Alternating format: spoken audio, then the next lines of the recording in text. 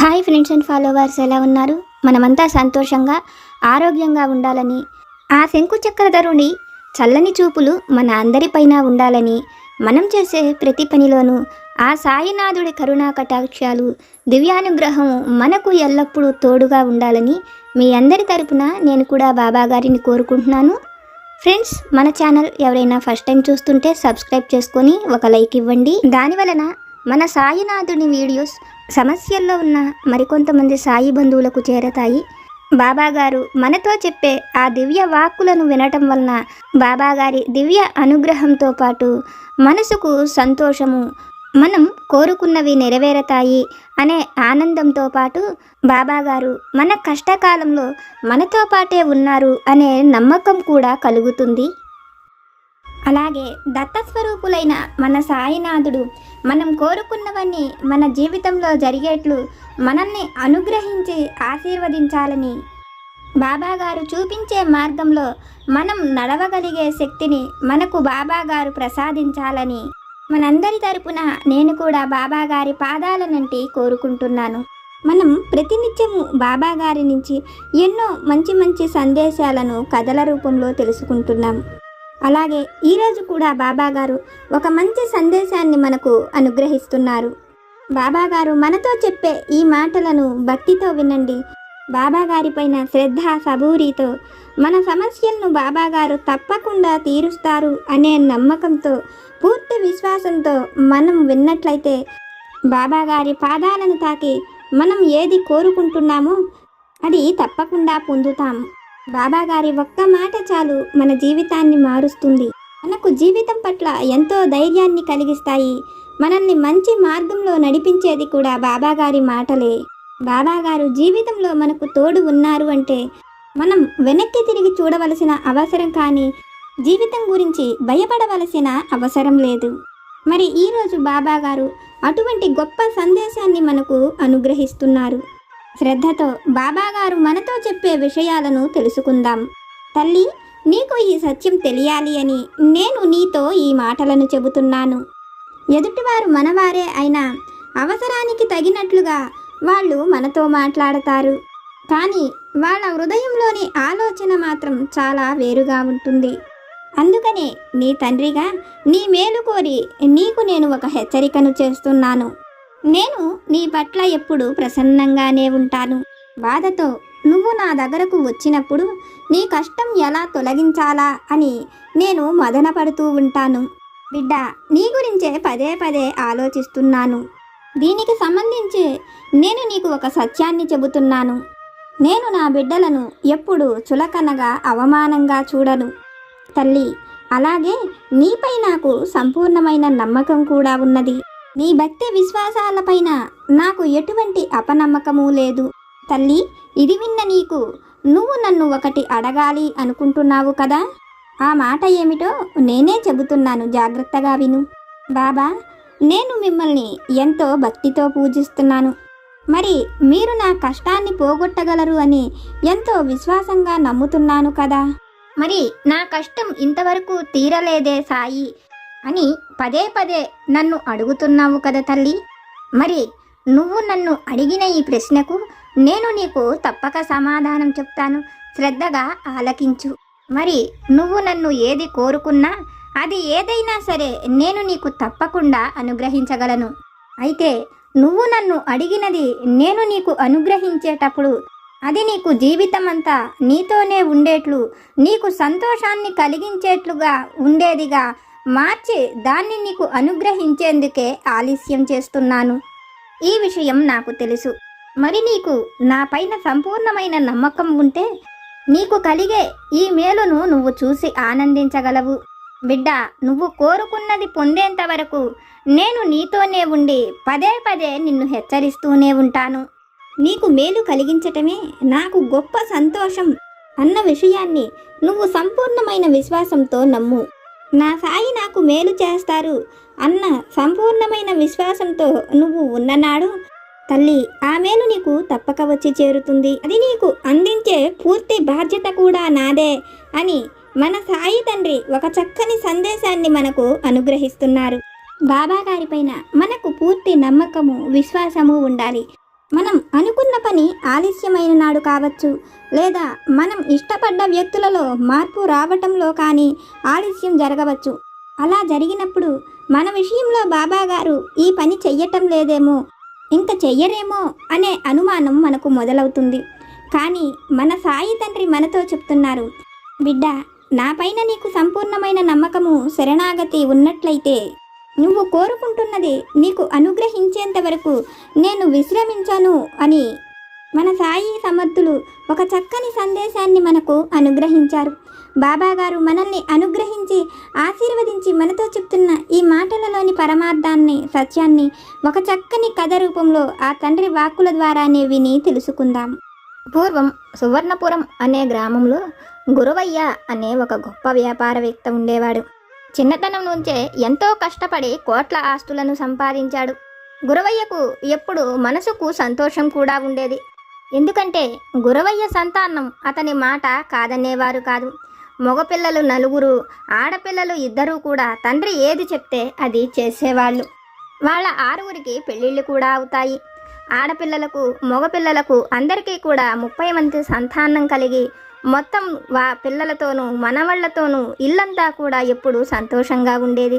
గురవయ్య ఆ సంతోషాన్ని అనుభవిస్తూ తను అంత ఉన్నత స్థితికి రావడానికి కానీ కూడా లేని రోజుల నుంచి ఎన్నో కష్టాలను అనుభవించానని ఒకరోజు సాయంత్రం పూట తన కష్టాలను, సమస్యలను ఆలోచిస్తూ వ్యాపారాలలో ఉండే పోటీలను గురించి కూడా అతనిలో అతను ఆలోచించుకుంటూ తనతో పాటు వ్యాపారం చేసిన ఎంతోమంది పైకి రాలేకపోయారని, తను మాత్రం కష్టపడి పైకి రాగలిగానని, అయితే అతను అలా వ్యాపారంలో పైకి రావడం కోసం చిన్న చిన్న వ్యాపారస్తులందరినీ తొక్కుకుంటూ తను పైకి ఎదగగలిగానని, వాళ్ళల్లో తనకు మిత్రుడైన హితవు చెప్పే శంకరయ్య కూడా ఆ విధంగానే వ్యాపారంలో నష్టపోయాడని, తన వలన శంకరయ్య అభివృద్ధిలోకి రాలేకపోయాడని శంకరయ్య గురించి బాగా ఆలోచిస్తాడు.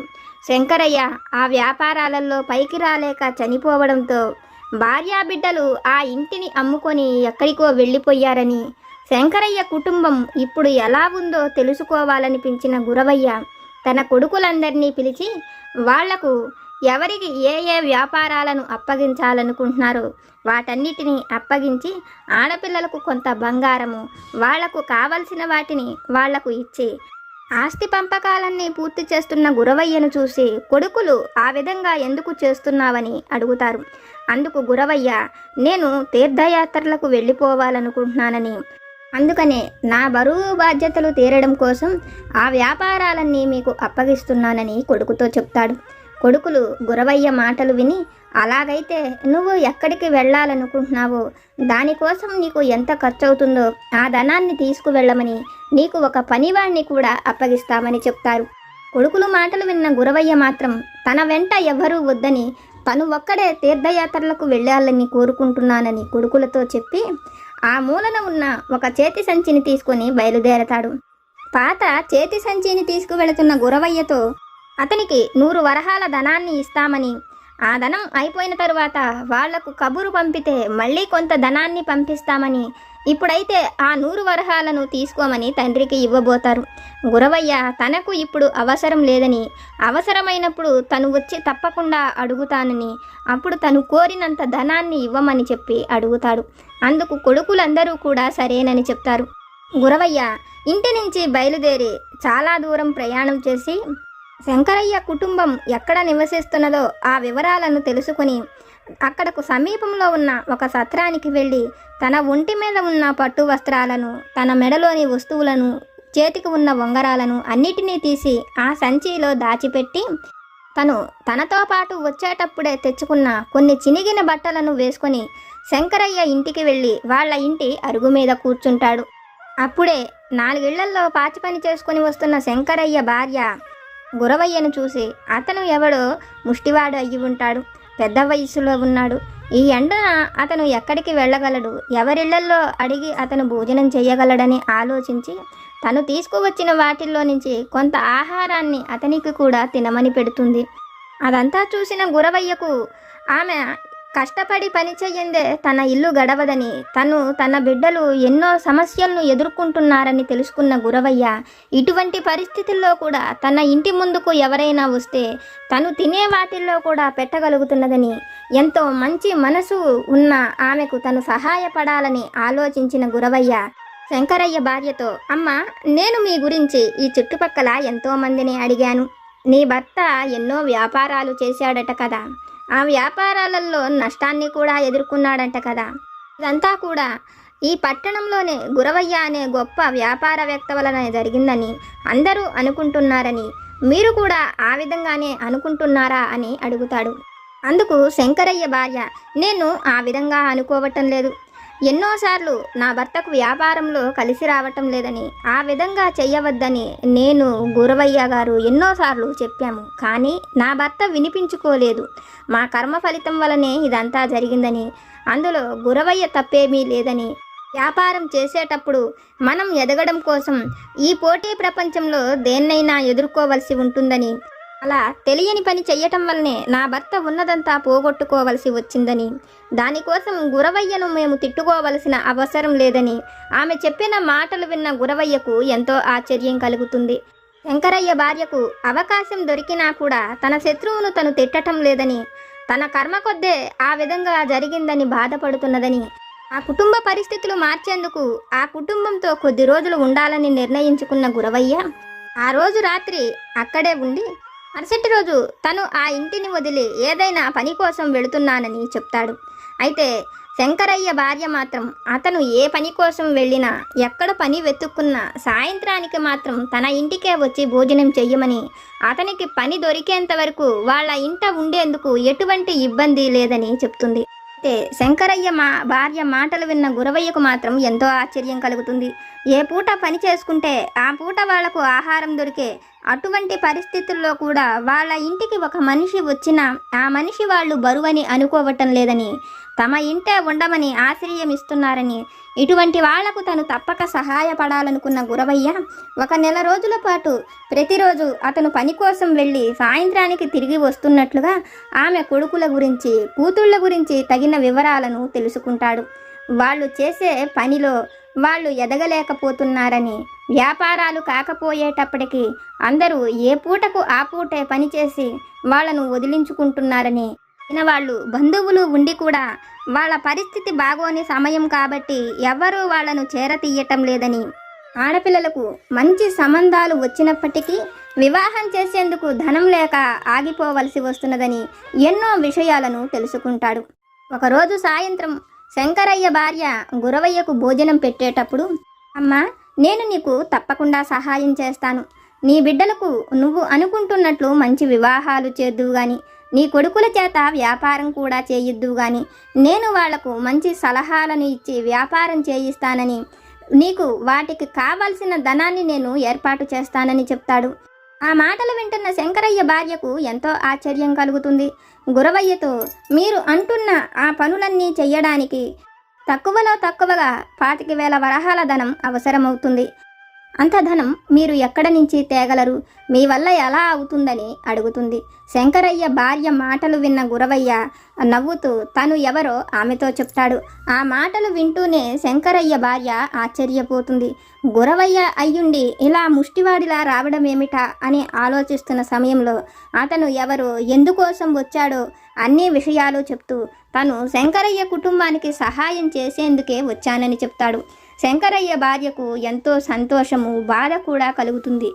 తనకు తన తోబుట్టువులు, తన బంధువులే ఎవరూ సహాయం చెయ్యలేదని, అటువంటిది ఏ సంబంధము లేని తన భర్త చేసిన వ్యాపారంలో అతనికి నష్టం కలగటం వలన ఎదుటి వ్యక్తి వచ్చి తనకు సహాయం చెయ్యడమేమిటి, ఇదంతా నిజమేనా అని కొన్ని క్షణాలు తను ఆలోచిస్తుంది. అయితే దైవం తనకు ఈ విధంగా సహాయం చేస్తున్నదని, దైవం తనకు సహాయం చేసేందుకు గురవయ్యను ఈ రూపంలో పంపిందని తను ఎంతో సంతోషిస్తుంది. అయితే గురవయ్య తనకు 1-2 రోజుల సమయం కావాలని తన ఇంటికి వెళ్ళి వస్తానని చెప్పి అక్కడ నుంచి బయలుదేరి గురవయ్య తన కొడుకుల దగ్గరకు వెళతారు. కొడుకులతో జరిగిన విషయాలు అన్నీ చెప్పి తనకు 25,000 వరహాలు కావాలని అడుగుతాడు. గురవయ్య మాటలు విన్న నలుగురు కొడుకులు కూతుళ్ళు అందరూ కూడా, నువ్వు వ్యాపారంలో అభివృద్ధిలోకి రావాలనుకోవటము, నువ్వు కష్టపడి పైకి రావటము ఏదీ కూడా తప్పు కాదు. అయితే నిన్ను చూసి నీలాగా వ్యాపారం చెయ్యాలని వాళ్ళ వ్యాపారాలలో వాళ్ళు తెలుసుకోలేక అనుభవం లేక నష్టపోవటం అది నీ తప్పు కాదని, కాబట్టి నువ్వు అడిగినంత ధనం మేము ఇవ్వలేమని గురవయ్య నలుగురు కొడుకులు కూడా గురవయ్యతో చెప్తారు. కొడుకులు మాటలు విన్న గురవయ్య, ఆ రోజు నేను వెళ్ళేటప్పుడు నేను కోరిన ధనాన్ని ఇస్తానని చెప్పారు కదా అని కొడుకులతో అనడంతో, అది నీకోసం నువ్వు తీర్థయాత్రలు వెళతానంటే ఇస్తానన్న ధనం, అది కూడా ఒక 100-200 వరహాల వరకు అడుగుతావని, ఆ ధనమే చాలా పెద్ద మొత్తం కాబట్టి అంతవరకు ఇవ్వదలుచుకున్నామని, అందుకోసమే మేము ఇస్తామన్నామని, అంతేకాని కోట్ల కొద్దీ ధనం మాకు అప్పగిచ్చావు కదా అని అందులో నుంచి 25,000 వరహాలను ఇవ్వమని చెప్తారు. తండ్రి ఆ మాటలు వింటూ, ఇదంతా కూడా నేను సంపాదించిందే కదా, నేను సంపాదించింది నాకు ఇవ్వడానికి కూడా మీ అభ్యంతరం ఏమిటని అడగడంతో, ఇది ఒకప్పుడు నువ్వు సంపాదించిన ధనం కావచ్చు, కానీ ఇప్పుడు దీని మీద నీకు ఏ బాధ్యత లేదని పూర్తి బాధ్యతలు మాకే అప్పగించావు, ఈ ధనమంతా కూడా మాకు అప్పగిచ్చావు, ఇహ మాకు ఇచ్చిన ఈ ధనం మాదే అవుతుంది కదా, కాబట్టి ఈ ధనంలో నుంచి మేము నీకు ఏది ఇవ్వలేమని, నీ ఖర్చుల కొద్దీ ఇవ్వమని అడిగితే అంతవరకు ఇస్తామని నీ కొడుకులుగా అంతకు మించి మేము ఏమీ ఇవ్వలేమని చెప్తారు. ఆ మాటలు వింటున్న గురవయ్యకు కొడుకులు మాట్లాడే మాటలు చాలా కఠినంగాను బాధగాను అనిపిస్తాయి. ఆ క్షణమే గురవయ్య తన సంచిని భుజాన తగిలించుకొని అక్కడ నుంచి వెళుతూ, మీరు నాకు ఏమీ ఇవ్వవలసిన అవసరం లేదు, ఎప్పుడోకప్పుడు ఇటువంటి పరిస్థితి నాకు వస్తుందని నాకు ముందుగానే తెలుసు, అందుకోసమే నేను కూడా నాకు కావాల్సిన వాటిని ముందుగానే ఏర్పాటు చేసుకున్నాను, అయినా మీరు కూడా అందరిలా ఉంటారో లేదో తెలుసుకునేందుకే, మిమ్మల్ని పరీక్షించేందుకే నేను మీకోసం ఇక్కడ వరకు వచ్చాను. నేను మీకు ఆస్తులన్నిటినీ అప్పగించేటప్పుడు ఈ సంచిలో కొన్ని విలువైన వజ్రాలను నాతో పాటే తీసుకువెళ్ళాను. ఇప్పుడు నాతో పాటు ఏవి తీసుకువెళ్ళానో అవన్నీ తీసుకుపోమ్మని మీరు చెప్పారు కదా, అందుకే నా సంచిని నేను తీసుకువెళ్ళిపోతున్నానని 25,000 వరహాల కంటే విలువైన ఈ వజ్రాలను మీకు ఇచ్చి మీరిచ్చే 25,000 వరహాలు తీసుకువెళదామని వచ్చానని, కానీ మీరు వాటి వేటిని కూడా దక్కించుకోలేకపోయారని, ఆ వల్ల వ్యాపారాలలో నష్టపోయారని, తన కుటుంబమంతా రోడ్డు పాలైందని తెలిసిన తరువాత కూడా శంకరయ్య భార్య నన్ను ఒక్క మాట కూడా అనలేదు, ఆమె బిడ్డలు కూడా నన్ను ఏ మాట అనలేదు, ఇంకా నన్ను వాళ్లతో పాటే ఉండమని, వాళ్ళ కుటుంబానికి పెద్ద దిక్కు అనేది లేకుండా పోయిందని, తమను చూసేందుకు ఎవ్వరూ రావటం లేదని, నేను రావడం వాళ్లకు ఎంతో సంతోషాన్ని కలిగించిందని నన్ను అక్కడే ఉండమని కోరారు. అటువంటి వారి కుటుంబాన్ని విడిచి మీకోసం నేను కష్టపడవలసిన అవసరం లేదని గురవయ్య ఆ బిడ్డలను ఎలాగైనా తను తప్పకుండా అభివృద్ధిలోకి తీసుకువస్తానని చెప్పి అక్కడి నుంచి శంకరయ్య ఇంటికి వస్తాడు. శంకరయ్య భార్యతో చెప్పినట్లుగానే ఆమె ఇద్దరి ఆడబిడ్డలకు మంచి గొప్పింటి సంబంధాలను చూసి చక్కగా వివాహాలను చేస్తాడు. శంకరయ్య కొడుకుల చేత వ్యాపారాలను పెట్టించి వాటిని అభివృద్ధిలోకి తెచ్చేందుకు ఎటువంటి మెళకువలు కావాలో, ఎవరితో ఏ విధంగా మాట్లాడాలో ఆ విషయాలన్నిటినీ కూడా గురవయ్య దగ్గరుండి నేర్పిస్తాడు. గురవయ్య శంకరయ్య కుటుంబం అలా గొప్ప స్థాయిలోకి రావడం కోసం అతను ఎంతో కష్టపడ్డాడని, దైవం వాళ్లకు సహాయం చేసేందుకే గురవయ్యను పంపించిందని గురవయ్యను ఎంతో ప్రేమగా గౌరవంగా చూసుకుంటారు. గురవయ్య చనిపోయేంత వరకు కూడా శంకరయ్య ఇంటనే ఉండి శంకరయ్య పిల్లలకు సహాయం చేస్తాడు. అయితే ఇదంతా చూస్తున్న గురవయ్య కొడుకులకు తమ తండ్రి వాళ్లకు ఆ విధంగా సహాయం చేయటం ఏమాత్రమూ నచ్చదు. వీళ్లకు పోటీగా ఆ పిల్లల చేత వ్యాపారాలను పెట్టించాడని, వాళ్లను గొప్ప స్థాయిలోకి తను తీసుకువచ్చాడని ఎప్పుడూ కూడా తిట్టుకుంటూ ఉండేవాళ్ళు. శంకరయ్య బిడ్డలు మాత్రం దేవుడు తమ జీవితంలో మార్పు రావడం కోసమే గురవయ్యను పంపించాడని, మనం ఏది కోరుకుంటున్నామో అది దైవం తప్పకుండా మనకు అనుగ్రహిస్తుందని, వాళ్ళు 20 సంవత్సరాల పాటు పడిన ఆ కష్టమంతా కూడా తీరేలా దైవం మనం ఊహించని రీతిలో మనకు సహాయం చేస్తుందని, కొన్ని మనం కోరుకున్న ఆ క్షణంలోనే జరగవని, మనకు మేలు అందించడం కోసం దైవం మనకు సహాయం చేస్తుందని, ఓర్పు సహనంతో ఉంటే మనం కోరుకున్న మేలును తప్పక పొందుతామని శంకరయ్య భార్యాబిడ్డలకు అర్థమవుతుంది. తల్లి, ఇది విన్న నీకు నేనేమి చెప్పాలనుకుంటున్నానో అర్థమైంది కదా. నువ్వు కోరుకునే మేలు, సంతోషాన్ని నేను నీకు తప్పక అనుగ్రహిస్తాను. నువ్వు నా నుంచి ఏది కోరుకుంటున్నావో అది నీ భర్తతో సంతోషకరమైన జీవితమైన, మంచి సంతానమైన, తల్లి నీ ఆరోగ్యమైన, నువ్వు ఇష్టపడిన వ్యక్తితో నీ వివాహమైన, అది ఏదైనా నేను నీకు తప్పక అనుగ్రహిస్తాను. నా పాదాలను తాకి నా పైన భక్తి విశ్వాసాలతో, నమ్మకంతో నువ్వు ఏది కోరుకుంటున్నావో అది నీ విషయంలో ఆలస్యమవుతున్నదని బాధపడకు. నువ్వు కోరుకున్న దాన్ని నేను నీకు తప్పకుండా అనుగ్రహిస్తానని బాబాగారు మనకు ఒక చక్కని సందేశాన్ని తెలియజేస్తున్నారు. ఫ్రెండ్స్, బాబాగారు మనల్ని అనుగ్రహించి ఆశీర్వదించి మనతో చెప్పిన ఈ విషయాలను విన్నారు కదా. బాబాగారి వాక్కుల ద్వారా మనం తెలుసుకున్న ఈ విషయాలు కనుక మీకు నచ్చితే లైక్ చేయండి, షేర్ చేయండి.